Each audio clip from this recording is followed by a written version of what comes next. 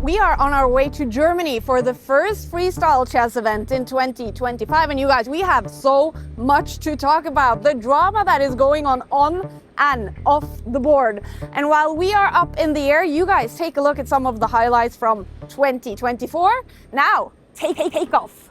Magnus, if you would do the honors of officially opening the Take studio. It's a sport. It's time. It felt like one. Welcome back to the Take studio. We are looking forward to the World Championship match. The whole world will be watching. You will get every single move with text commentary. Clearly, I will be the underdog approaching this match. An 18-year-old is preparing for the biggest moment of his life. I'm sure I'll feel some kind of nerves. I don't think you quite can prepare for the intensity of the championship. And here we go. I think this is a brilliant move by Ding. Gukesh, he is looking devastated. Resignation. Ding has won. To be called an expert on this panel is quite something. He didn't make a single good decision basically the whole game. Look at the Is this bar. a blunder by Ding? The next 3 or 4 moves are very important. Ding 3 intercepts. seconds for Ding. 2 seconds for Ding. Did he lose on time? He loses on time. He loses on time. Horrible time management. I'm worried about losing very badly. I think we just need some rest. It is frustrating to see how easily people are getting chances. How much you want it to become world champion? Whoa, is this a blunder? The bar is now saying Gukesh is winning this game. Oh, he can trade the rooks and the bishop is stuck in the corner. Gukesh is about to be the world champion and he has seen it. I can tell by his reaction in the chair. He has seen it.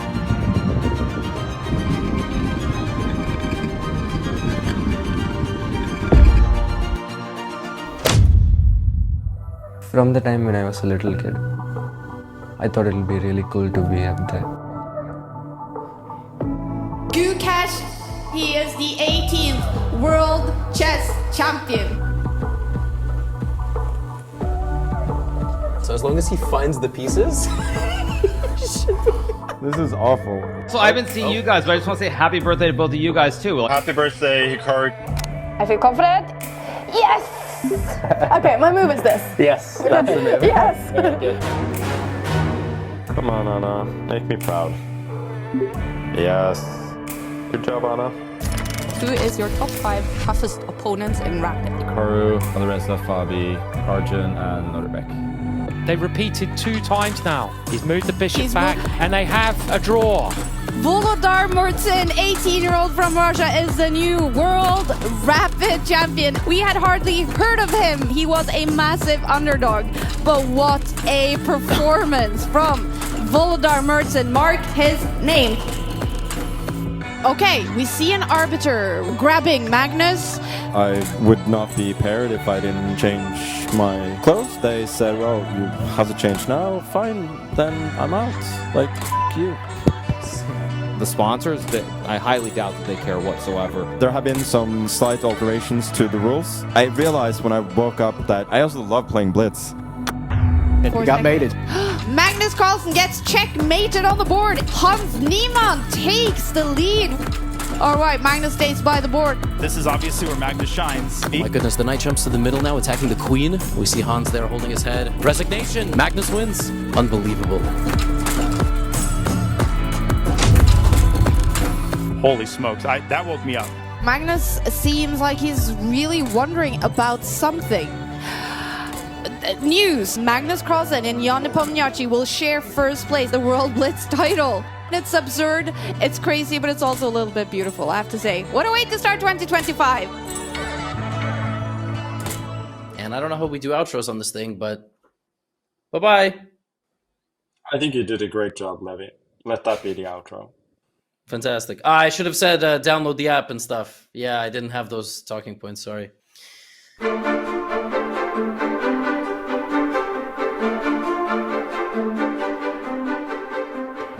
Here we are, David, in the Take sofa at Weissenhaus for the first event in Freestyle Chess Grand Slam Tour. What's your first impression? Kaya, I can't wait. It's my first time here. I wasn't here last year. I've just been walking around the grounds. I already got lost once because it's so big, it's so grand.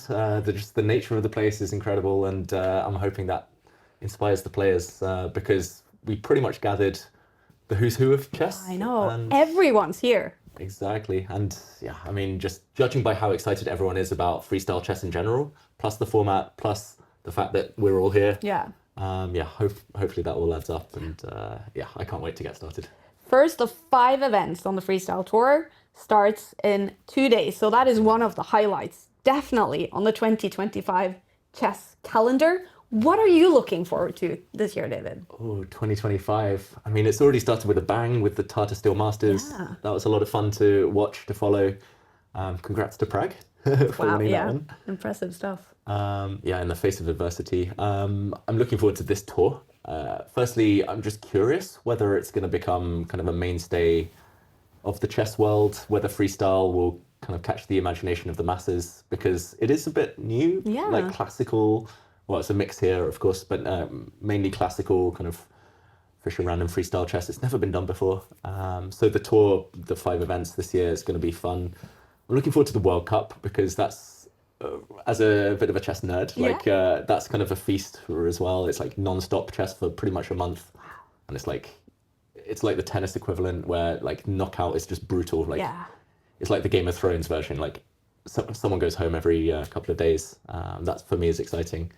Other than that, yeah, there is a Women's World Championship. There's a lot of events that I'm keen to follow. And Norway chess, of course. Like we're here in Norway. It's a big highlight. So the 2025, 2024 was such an eventful year on the chess calendar. And even if there's no Chess Olympiad in 25, there is no candidates, there is no World Chess Championship. It's a very important year for many players because this is the year they qualify for the candidates and potentially getting the chance to play Gukesh for the World Championship title in 2026. So how can you qualify for the candidates? There's a few roads. It is complicated. I've tried myself a few times, came close, but I mean, firstly, there is the FIDE Circuit. So throughout tournaments, kind of throughout the 12 months of the year, you gain points depending on how you do, depending on how strong the tournament is. You get more points, less points. And at the end of the year, the winner essentially of the circuit, so it's like a Grand Prix style system, gets a place. There's also the Grand Swiss, which used to be my favorite tournament when I was playing more actively. I can imagine. Yeah, 2019 and 2021, I came close both times. Oh, you came so close, David. No. Oh, if Wang Hao and Ferrugia, they stopped me. How about try again this year? Maybe, okay. Maybe. But yeah, the Grand Swiss, so essentially the top 100 players in the world are invited, plus some of the top juniors, and some wild cards. That's a lot of fun. So that often gives a place as well. I'm not sure whether it's 2 places this year, but the Grand Swiss will happen. The World Cup as well. Exactly. The finalists qualify for the candidates next year. So yeah, I mean, there's all these different paths: the circuit, the Grand Swiss, the candidates, and eventually they all build up to the World Championship. And like you say, Kai, like last year was just crazy. Like the amount of chess. I think we all deserve a break, but for the players, no break. Exactly, the grind is real. Exactly. I mean, the calendar is packed with some amazing tournaments coming up this year. How tough is it to qualify for the candidates, which will be a big goal, I guess, for many players, such as Fabiano Caruana, who still is not a world champion, but who really wants that title. For the youngsters from India, maybe Prague can get in there. How tough is it? Yeah, it is tough. I think we forget how tough because, for example, Prague qualified last time from the World Cup, Gukesh got in, and these youngsters make it look easy, but it's anything but. I mean, there's so many of the top players in the world, they miss out. Like there have been years where Aronian was one of the best players in the world. He was missing out. Nakamura's missed out over the years, a couple of times very close. Last year, Erigaisi was so close, missed out, despite the fact he was closing in on 2800. So yeah, it is very, very tough. I mean, essentially these days, the top 100, top 200 players, there's so little between them. Of course, there's a few standout kind of guys at the very top, but the rest, they're fighting for scraps. You could get really unlucky, have one bad week. You could fall ill one week, and then you have no chance to qualify. You have to wait another 2 years for the next cycle. It's just dog eat dog. And I mean, the likes of, I don't know, Wesley So, Anish Giri, who've been there in and around the top for so long, and there's just no guarantees that they'll get a shot at the world title. So yeah, it is tough, but I guess that's why it's a world championship. That's why it has that level of prestige. And, yeah, I mean, throughout history, there've always been a few surprise names who make it, and I think that's what gives the kind of up and comers, the youngsters, so much inspiration, because they think it's possible, even if it's so difficult. Yeah, exactly.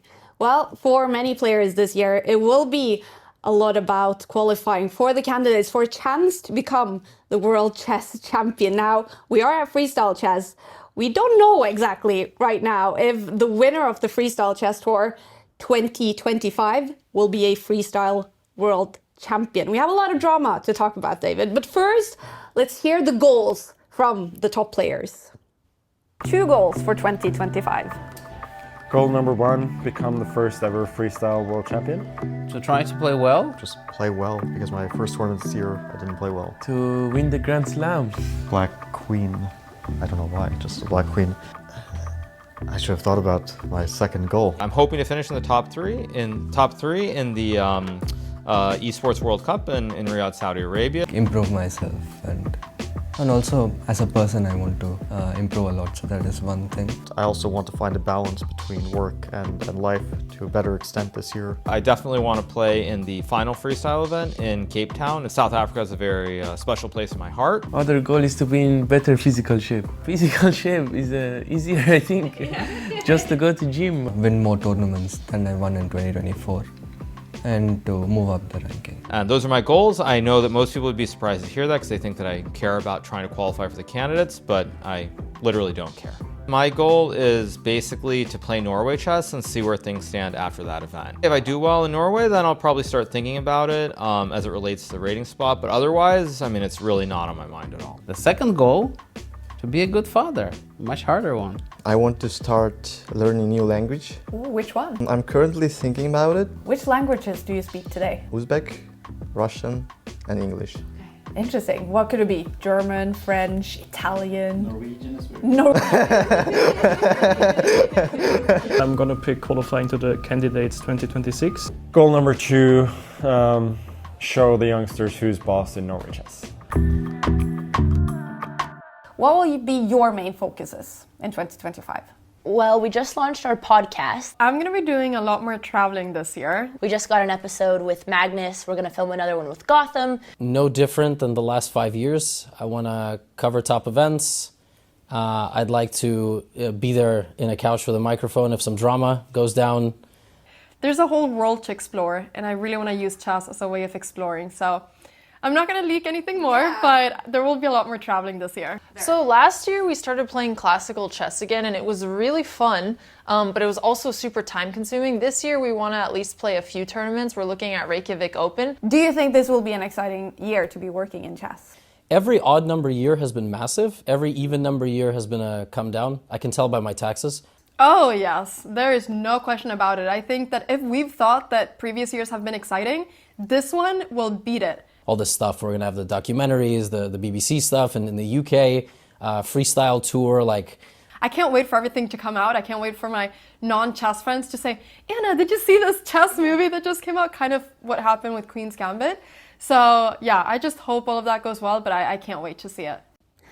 All right, what a cool year we have ahead of us in chess. Now, there's been a few years, David, since the Queen's Gambit took the whole world by storm, but 2025 is actually looking like it could be another good showbiz year for chess. What's on the calendar? Yeah, I mean, all I can say is that I hope people have subscribed to Netflix. I know. Make sure you're up to date with those subscriptions. There are some documentaries coming out, also I hear. I'm not sure how much is known to the public. So I think it's known that there is an untold episode on Netflix about the Niemann Carlsen drama, cheating accusations, all of that coming out. Yeah. And Magnus features heavily in that. Hans features heavily in that. I think that will be eye-opening for a lot of us. I mean, I'm intrigued as well. I know, I can't wait. I can't wait. I mean, I've heard some of the story. I think most of us have read it in the press, the news, but of course that barely scratches the surface. So that documentary is going to be fascinating. There's news that came out towards the end of last year that Emma Stone and her production company had bought the rights to a movie with about, again, the same scandal, Magnus and Hans. I don't know whether that's coming this year, but if it does, then, I mean, I'm heading to the cinema. Okay, yeah, me too. And yeah, I mean, there's plenty more. Joe Rogan is going to. True. Yeah, he's going to be inviting a very special guest. Yeah, so he had Donald Trump a few months ago, and who's next? Well, it's Magnus Carlsen. Crazy. Exactly, and yeah, little birdie told me that he's heading there right after this to record. So right after Freestyle Chess to record that. And again, some juicy stuff's going to come out there. I don't know what, but I think the whole chess world should be tuning in. Yeah, and all the English viewers should look forward to this year as well, because, David, there's a BBC chess show coming out, and you are the main expert. Can you tell us anything about this BBC show? I wish I could, Kaya. Yeah. Yeah, I mean, it's an honour to be part of it. It's a BBC 2 show for anyone in the UK. It's going to be weekly, 8 episodes. I can't say much beyond that. I'll make an appearance. Yeah, it's going to be a lot of fun. It's the first time chess will have been on kind of mainstream British TV in over 30 years. I think the last time was during the 1993 World Championship match with Garry Kasparov and Nigel Short. So there was a local hero to cheer for then. So it's been a long time coming, and I'm just hoping everyone tunes in. We need a lot of viewers, so make sure you go check it out. I'm super excited to follow this. How cool, David, that you're doing that as well, with all the commentary and working with us in Take as well. Awesome year coming up. We have to talk about the drama. That is, I guess, also part of beyond the board. It's not showbiz, but it's definitely attracting some eyes to chess. So, you know, we've known now for quite some time that there is drama between FIDE, the International Chess Federation, and Freestyle Chess with Magnus Carlsen on the other side. They are arguing whether freestyle chess can have the freestyle world champion at the end of the tour. FIDE saying they cannot take the world champion title. Where are we at right now, David? It's now February 5th, and new stuff is happening every day. So right now, where are we at? Yeah, I mean, it's so complex. I'm still trying to get my head around it. I mean, my motto in life has always been, make peace, not war. But it does feel like something is brewing. Yeah. And essentially it's all been happening, or most of it's been happening behind the scenes. But it came to kind of public knowledge during the World Rappel and Blitz Championship, where Jean's Gate happened, and Magnus withdrawing, and statements were coming out from the FIDE side, and there was clearly some tension. I mean, again, I'm not privy to all the information. I think that the players want to have the opportunity to, make a living, to express themselves, to play a game they love. And I think FIDE, they do exist to support that, and they have been trying to support that. But now there's these technicalities, like, is freestyle chess technically under the umbrella of FIDE because it's not technically chess? There's some arguments there. It's whether FIDE owns the rights kind of in perpetuity forever over world championships. Is there kind of the legal kind of pressure on freestyle chess to kind of pay FIDE for the right to host a world championship? Is this tour even a world championship? There's so many questions, and I think bubbling beneath the surface has been this long kind of skepticism that all top chess players have had towards FIDE. I don't know whether that's fair. Like, I mean, I think as chess players, we're kind of long suffering. We look at other sports, we're like, oh, they're all rich, famous, they get all these perks. Top chess players, there's no guarantees. Like, you pretty much have to win your way to making a living. Yeah. And FIDE have been trying to do their best. They've put on the World Cup, the Olympiad, and all these events, but it's just a question of whether more can be done, more should be done. And the top players now are starting to kind of express their kind of feelings that I feel have built up over the last 10 years. It's not the first time, Kaya. There has been a breakaway. Or not saying that's coming, but no, but exactly. And you actually mentioned the 1993 World Championship match with Kasparov and Nigel Short. So in 1993, there was a breakout. Garry Kasparov, the best player at the time, one of the best players of all time, if not the best, split with the International Chess Federation. You were only 3 years old, but you know a lot of chess history, David. Yeah. Are we seeing the same thing happening? Do you see some resemblances with that drama then? And now 22 years later. Yeah, kind of. 32 years later. Yeah. Well, we're not old. Yeah, I do, Kaya. I mean, I grew up when the chess world was split, and it didn't kind of unify until much later in the 2000s. So yeah, I mean, that part of history, it feels like people were trying to brush it under the carpet. Now, if you talk to anyone like who are the world champions, you would say Gukesh is the 18th world champion, but that neglects the fact that like a lot of the world championship matches that we now deem as kind of the main kind of strand of history, a lot of them were unofficial, and it's kind of cancelled out the Ponomariovs, the Anands, the Kazimjanovs, the Khalifmans, who became FIDE world champions in these big knockout tournaments, which are essentially the World Cup now. Yeah. Kind of in the late 90s. So it's weird how history's kind of written that out. So it's kind of an inconvenient truth that the chess world was split. And this time it does feel maybe bigger. Wow. Like Kasparov, of course, was huge, but in those times, social media wasn't as big. There wasn't as much scrutiny. It was pretty much a direct argument, the world number one who held the title against the biggest governing body, and nobody else really had a say. There weren't these kind of big tournament organizers, these big sponsors kind of having any role in the argument.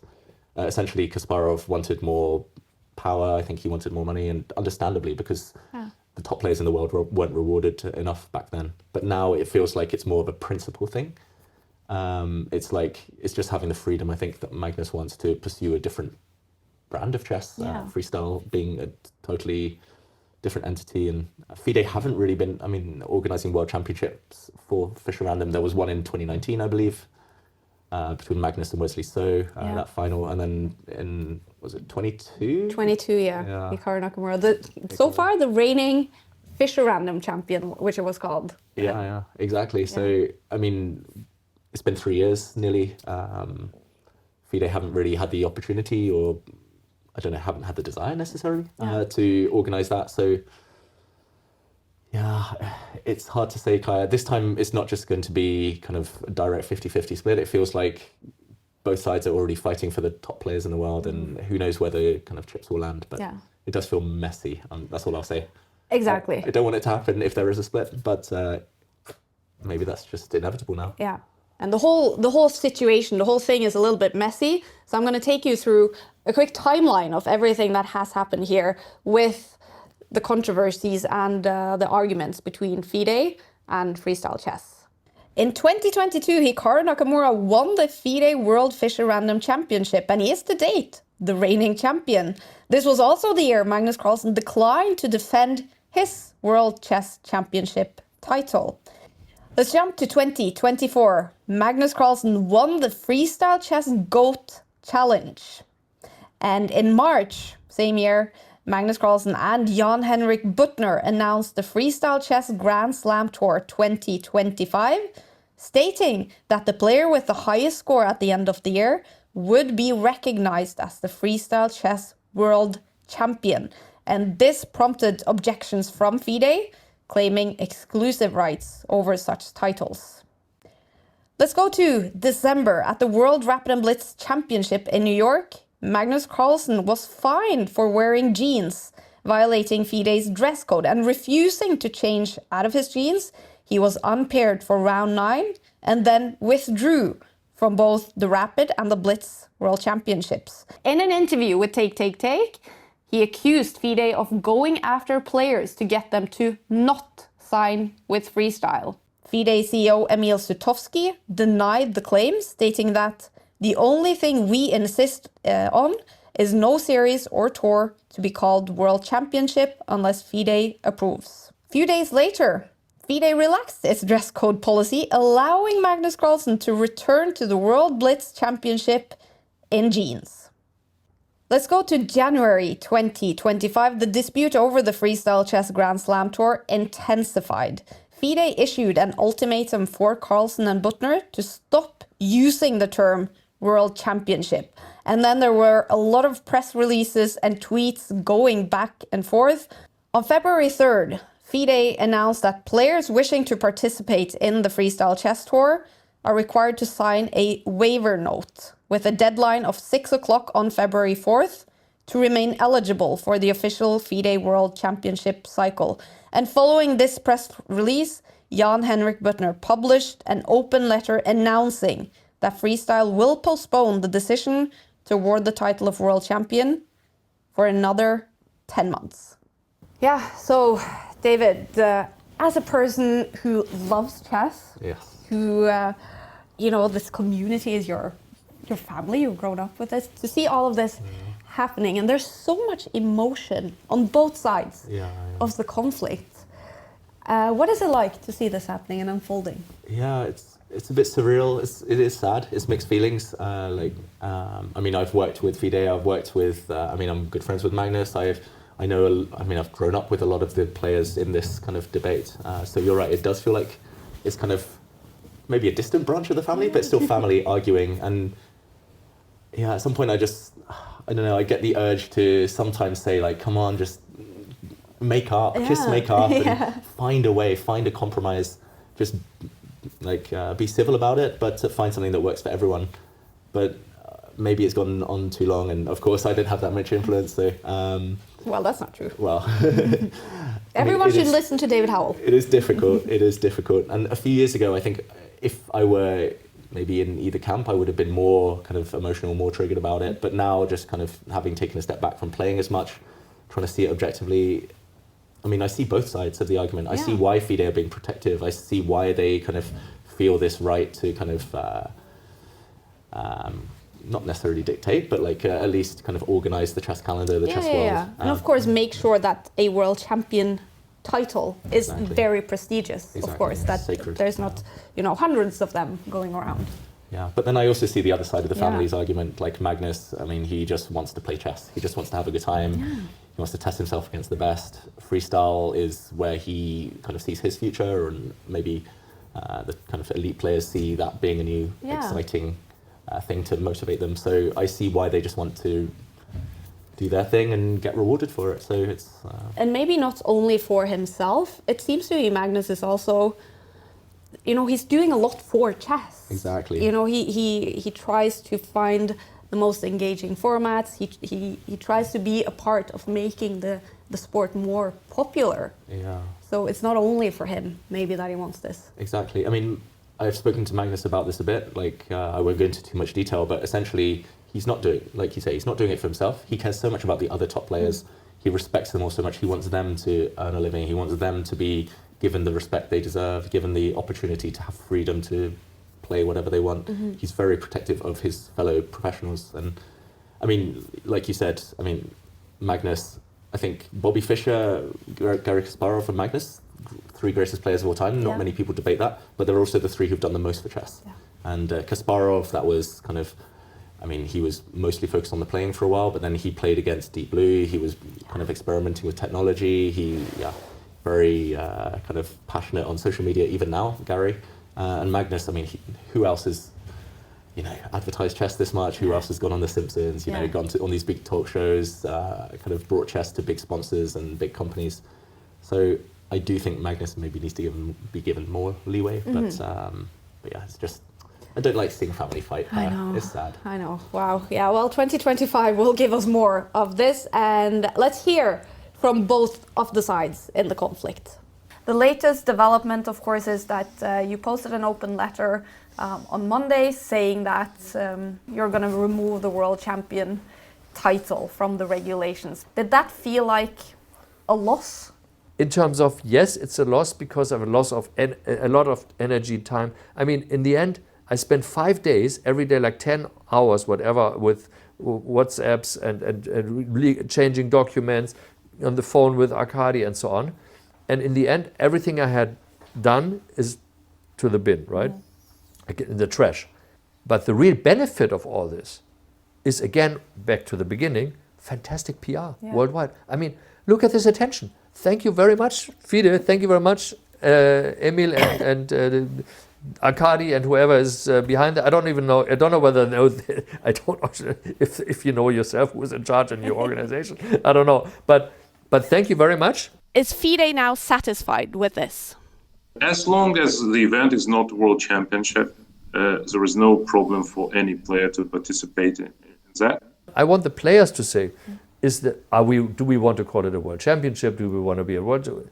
I couldn't care less. It's more for the players.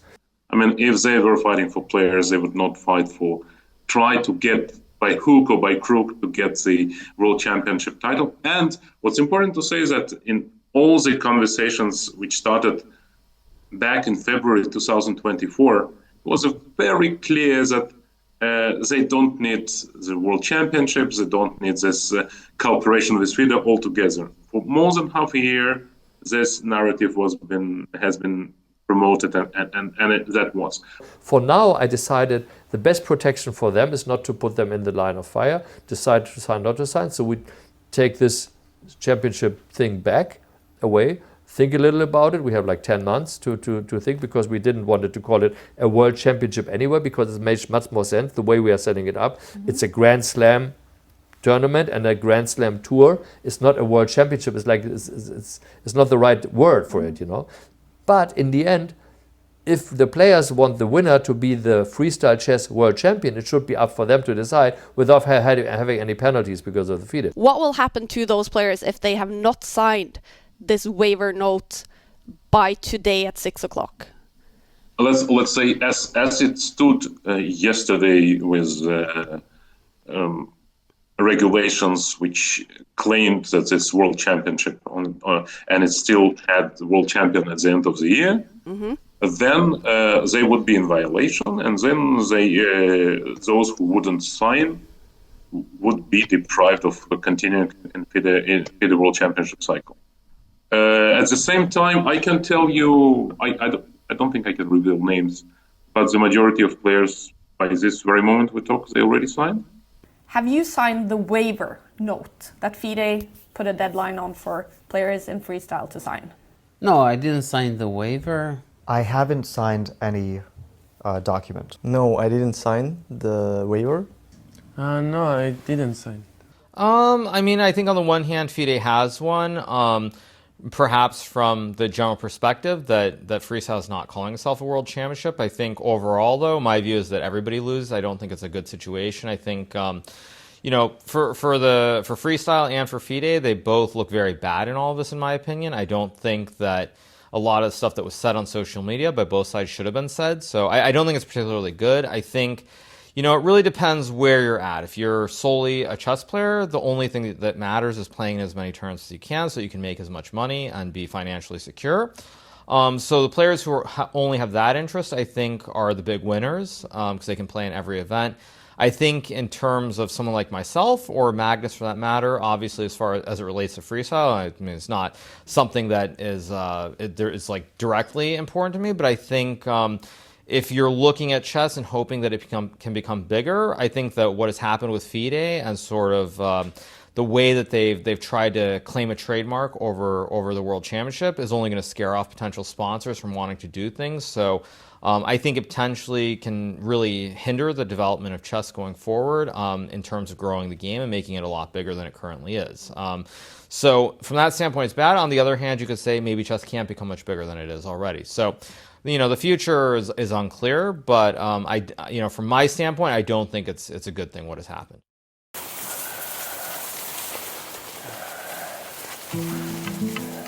In Norwegian, we have the term utenomsportslig, which I guess translates to sort of beyond sports, meaning, you know, like noise or drama or stuff happening that might affect your performance as a sports person. And there's been a lot of beyond sports noise around you lately. We see an arbiter grabbing Magnus. I got a warning, fine, then I'm out. Magnus Carlsen and Jan Nepomniachtchi will share first place.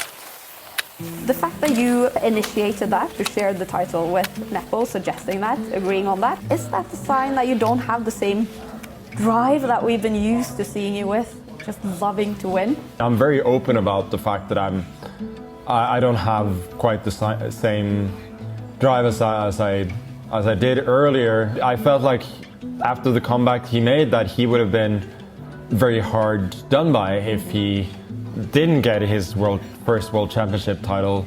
I was, of course, earlier thinking that I was going to win the match. Like, I won the first two games, and Then he made a very good comeback, and at that point, of course, my confidence was shaken a bit. So it was a combination of that, feeling that it would be a nice solution. I honestly thought that it would be a nice moment, and I still think that it was. It turned out that people didn't really take it the way that I thought they might, like what happened with the high jump Olympics and everything. Well, I'm happy with the way things concluded. The only thing is I probably didn't think through everything completely.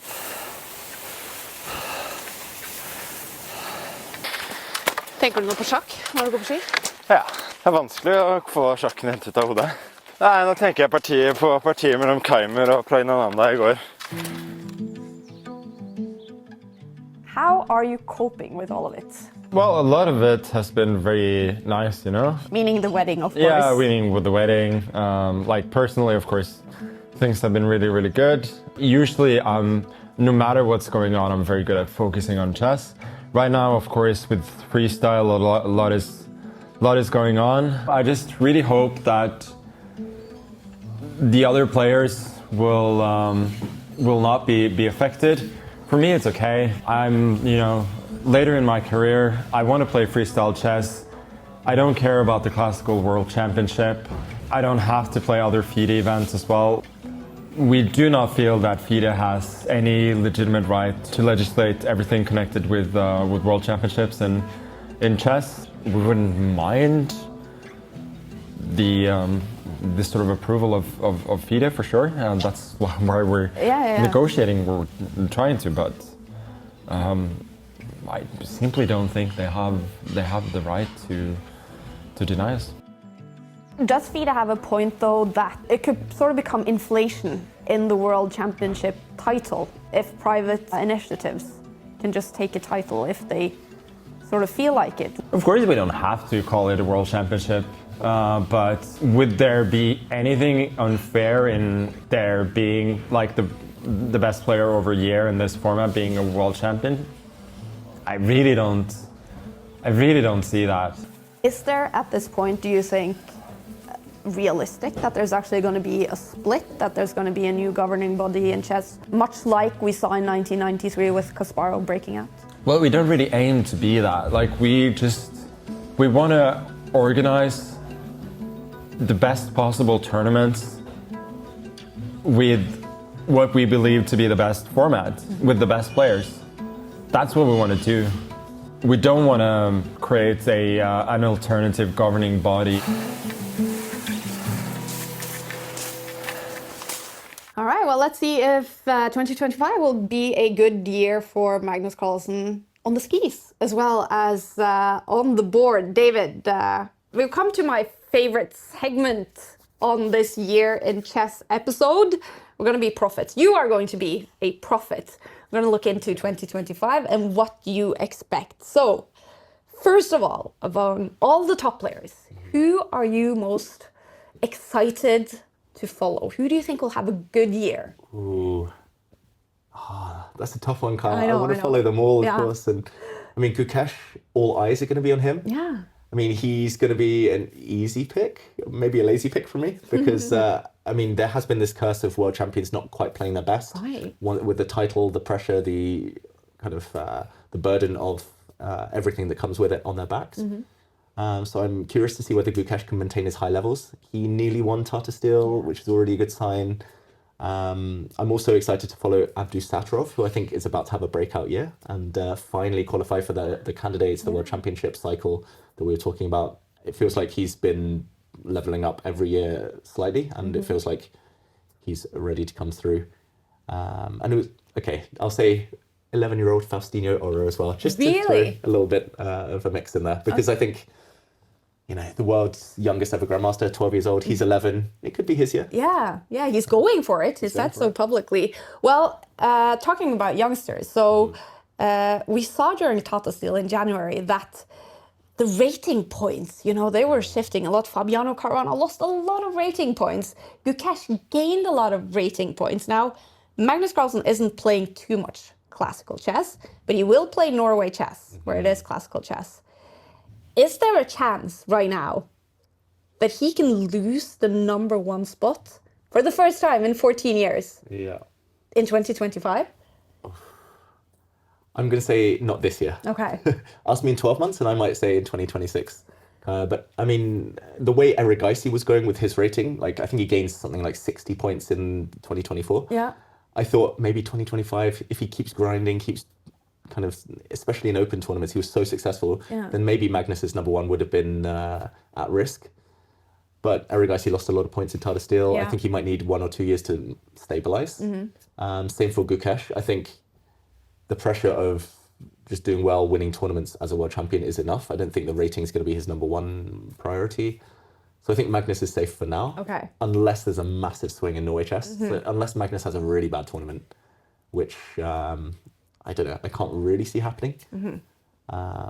Yeah, sometimes we do joke that like the best way to maintain your ranking is to just not play. Like I've been able to, you know, stay inside the top 50, 60 by just not playing. Everyone else is dropping, and I play like 5 games a year, 10 games a year, and I just see like, oh, my rating's still the same, and suddenly how I've gone up like 10 places in the world rankings. But yeah, I think the more Magnus plays, the more it's at risk. Yeah. But as you say, he's only got 1 big classical tournament planned, maybe a couple of others. I don't know if he'll play in the European Team Championship, European Club Cup, but yeah, he's safe for now. That's my prediction. All right. So your prediction is Magnus will be world #1 when we leave 2025. So I'll ask about world #2 then, because that is extremely tight. Only a few points with Hikaru Nakamura right now #2 in the world. Who will be world #2 then by the end of the year? Gukesh. Gukesh. Gukesh. Wow, the world champion. Yeah. Unless Fabi finds, I mean, I do find Fabiano, he doesn't start years well. He's had a few, he has won Tata Steel once, I think, in the past, but he's had a few really bad tournaments there. Sometimes he does get extra motivated if he needs to qualify for the World Championship cycle. The problem is he already won the FIDE Circuit last year, so he's already guaranteed a place in the candidates. So it's going to be hard to find motivation this year. I think Fabiano and Hikaru are the only real threats to Gukesh's spot, and Hikaru doesn't play, so maybe he'll maintain it. But I'm going to be brave and say Gukesh.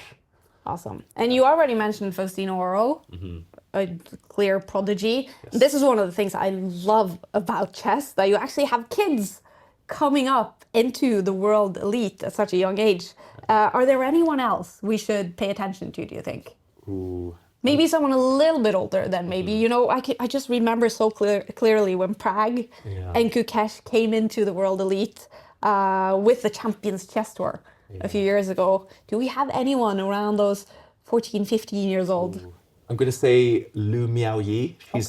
She's very impressive. She played in the Tata Steel Challenger section.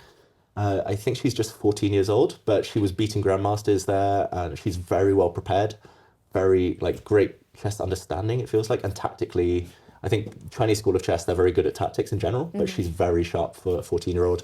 So she's one to watch. I think she might break into the top women players in the world this year. Maybe the next step would be Grandmaster and maybe even 2600 beyond that. Other youngsters, I'm going to say 2 Turkish youngsters. Yeah. Ediz Gurel, again, played in the Challengers, very impressive, very focused. I played him online on chess.com a few times like a year ago, and I was very easily I was ahead, let's say. But then I played him like a few months back, and within the space of less than 12 months, he's crushing me most of the time. So he's clearly leveled up, super sharp, really modest guy. And his compatriot, I'm not sure how to pronounce the name, but Edogmu? Yeah. Edogmus? Yeah.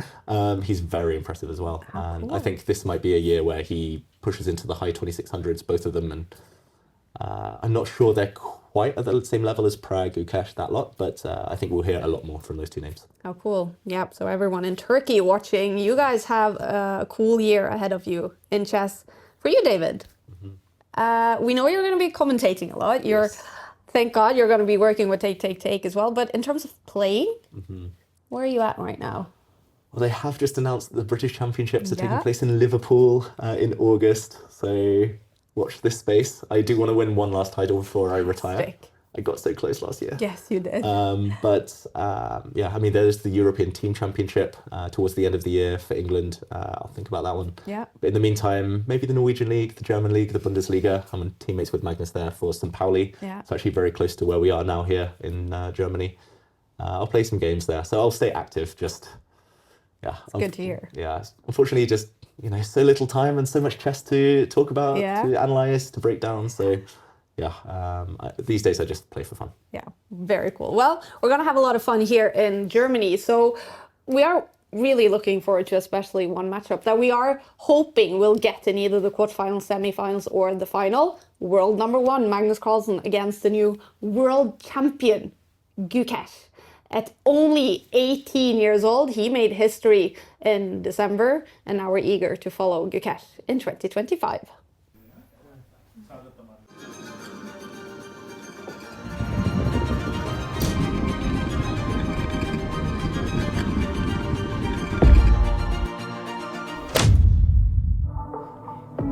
Gukesh, he is the 18th world chess champion. Massive moment, Gukesh. Yeah. I can tell you, everyone in our studio was crying at this moment. You were obviously crying. Looking back at it now, a few months later, well, a little more than 1 month later, what is it like to relive this massive moment in your life? Yeah, it was certainly a cool moment. I mean, it was like my childhood dream had come true, and yeah, for a few days I was quite excited, quite happy, and then it settled down. I moved on to the next tournaments and started preparing. So yeah, I mean, it's obviously nice that everything went like a dream, and yeah, now on to next things. Now, has life changed a lot for you? In certain ways, yeah. Like there's obviously more attention back home. Obviously, there is less privacy at home. I mean, in a sense that, like, when I go out on streets, it's not the same as before. Yeah. But in the way that I see myself, or I see where my career is, nothing has changed. Still want to improve and do a lot of more things. So yeah. Fantastic. And we have an exciting chess year ahead of us. What kind of a world champion do you want to be? You've already played in Weissenhaus. You're now playing freestyle chess. Are you a world champion that wants to play a lot of tournaments and be active and not be afraid? I see myself more as just an enthusiastic player trying to improve, rather than as a world champion who wants to play or not. So like, playing or not is not a question. I surely want to play, and I just want to achieve a lot more things. I think this World Championship was one nice thing, but just a part of the journey. All right, David. Exciting to follow Gukesh here in Weissenhaus for the freestyle chess first tournament. You will be here in the sofa, actually. Is it comfortable? Yeah, I mean, I'm getting used to it. Yeah, good. But I'm liking the feel. Nice leather. Yeah. It feels like a first day at school. There's always some nerves, but then you relax into it and you start to enjoy. Yeah. Well, everyone, you can actually watch post-game shows every single evening after the freestyle chess event here in Weissenhaus, together with David Howell and myself. We hope you have enjoyed this episode Beyond the Board, talking about 2025 in chess. We'll see you again very soon. Thank you for watching.